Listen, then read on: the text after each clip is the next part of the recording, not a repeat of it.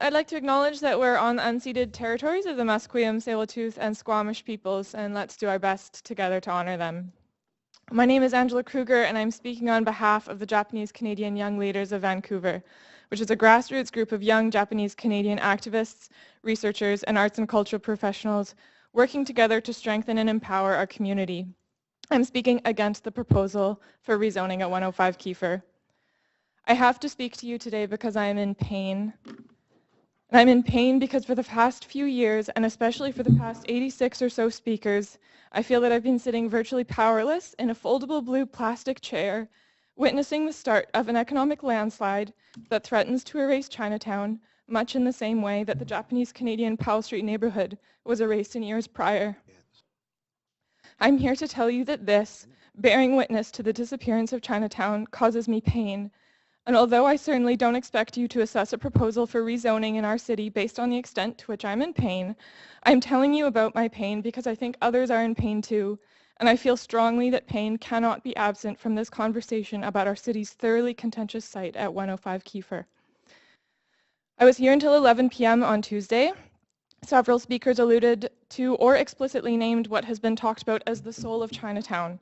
I'm telling you, Mayor and Council, the reason we are here in these chambers discussing the soul of Chinatown is because people are in pain, and the reason people are in pain is because they are experiencing a traumatic loss of home, neighborhood, and community that harkens back to still felt, still haunting, still happening experiences of racism and discrimination, sometimes, in the case of Japanese Canadians at least, confusingly in the name of safety and protection, however wrongly so.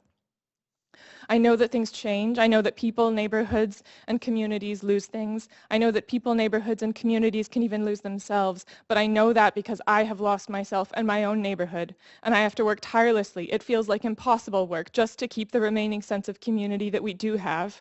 I'm a 26-year-old mixed Japanese-Canadian woman. I'm not naive to the realities of the world.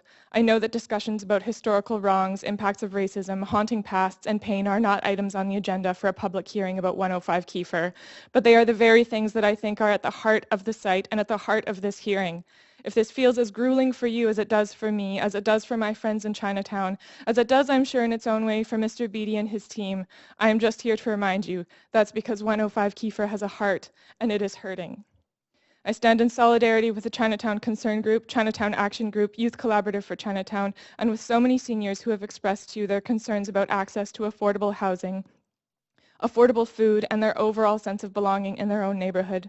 I understand that not every person who is connected to or living in Chinatown feels the same way about 105 Keefer, nor do I expect them to. I've seen a lot of Chinese seniors here in red t-shirts that read "Support 105 Keefer." I'm concerned that some of you, or all of you, will see their t-shirts or hear their words as decontextualized, simple, easy support, rather than the complicated expression of a desperate need for affordable social housing that it is.